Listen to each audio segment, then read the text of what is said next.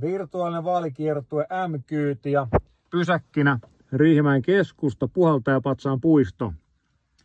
Nyt joudutaan ihailemaan tätä uusittua puistoa auton ikkunan läpitte, nimittäin tuolla on niin hurmoshenkinen kevätpuhuri päällä, että siellä lähtee kännykkä kädestä.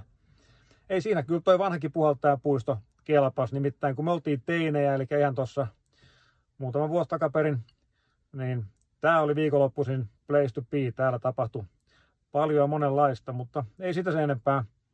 Riihimäen keskustaan liittyen puhututtaa tällä hetkellä jonkun verran parkkipaikat ja yksityisautoilu muutenkin.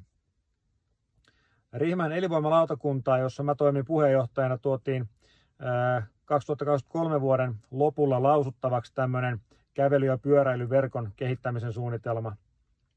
Mä itse halusin silloin, että siihen lisätään tämmöinen kohta, jossa mainitaan, että kävely- ja pyöräilyverkkoa ei saa kehittää autoilumahdollisuuksia huonontaen.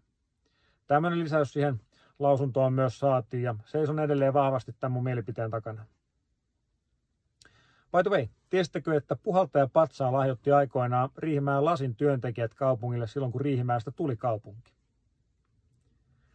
M-kyydin seuraava pysäkki ja päätepiste on Sakon alue, tarkemmin Sakon kenttä.